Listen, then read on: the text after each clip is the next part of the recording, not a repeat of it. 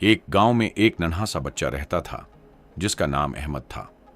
अहमद बहुत ज़हीन, बहादुर और तजस्सुस से भरपूर था। इसे नई नई जगहें देखना और अजीब चीजों के बारे में जानना बहुत पसंद था।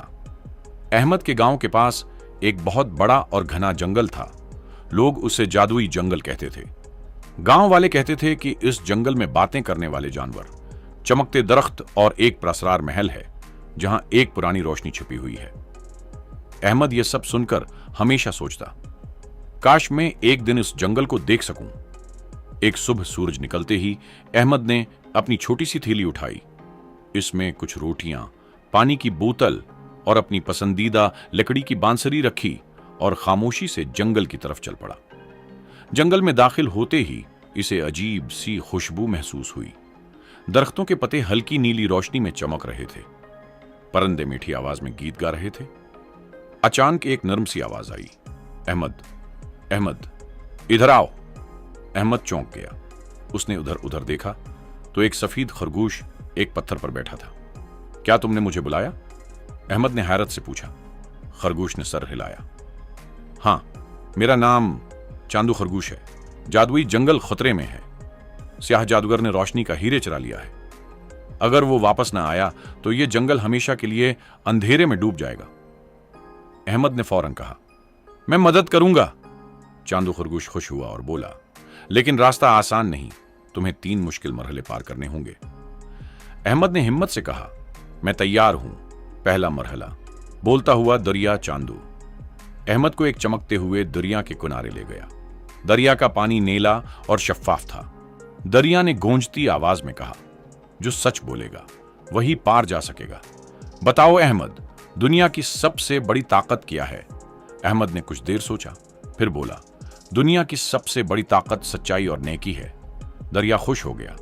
पानी 2 हिस्सों में बंट गया और दरमियान में एक रास्ता बन गया। अहमद आसानी से पार चला गया।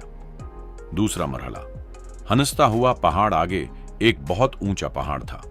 जैसे ही अहमद चढ़ने लगा, पहाड़ जोर जोर से हंसने लगा। हां हां हां, तुम जैसे छोटे बच्चे मुझे कभी पार नहीं कर सकते। अहमद ने हार नहीं मानी। वो आहिस्ता आहिस्ता ऊपर चढ़ता रहा। रास्ते में एक बूढ़ा कछुआ मिला। कछुए ने कहा, बेटा जल्दी नहीं, सब्र से चढ़ो। अहमद ने सब्र से कदम बढ़ाए और आखिरकार पहाड़ की चोटी तक पहुंच गया। पहाड़ खामोश हो गया और बोला, शाबाश बच्चे, तुमने सब्र का इम्तिहान पास कर लिया। तीसरा मरहला, स्याह महल। पहाड़ के बाद एक खौफनाक स्याह महल था। दरवाजा खुद ब खुद खुल गया।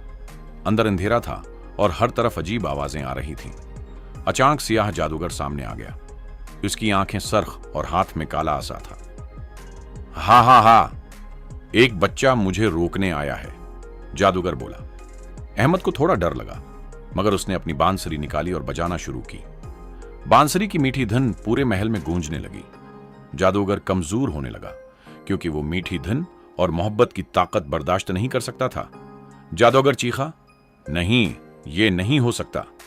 इतने में रोशनी का हीरे हुआ में चमका और अहमद के हाथ में आ गया। जादूगर धुएं में बदलकर गायब हो गया। जंगल में खुशी जैसे ही अहमद हीरे लेकर जंगल वापस आया, पूरा जंगल रोशन हो गया। दरख्त सुनहरी रोशनी से जगमगा उठे। परिंदे खुशी से नाचने लगे और जानवर अहमद के गर्द जमा हो गए। चांदू खरगोश बोला, आज तुमने बहादुरी, सच्चाई और सब्र से जंगल को बचा लिया। इसी वक्त जंगल की मलका, एक खूबसूरत परी, नमूदार हुई। उसने कहा, अहमद, तुम सिर्फ बहादुर नहीं बल्कि नेक दिल भी हो। तुम हमेशा इस जंगल के दोस्त रहोगे।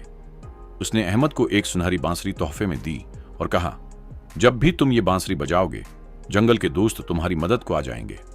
अहमद खुशी खुशी अपने गांव वापस आया। इस दिन के बाद वो गांव के बच्चों को अपनी महम की कहानी सुनाता और सबको सच्चाई, सब्र और बहादुरी का सबक देता। सबको इस कहानी से हमें यह सबक मिलता है कि सच्चाई, सब्र और हिम्मत से हर मुश्किल आसान हो जाती है।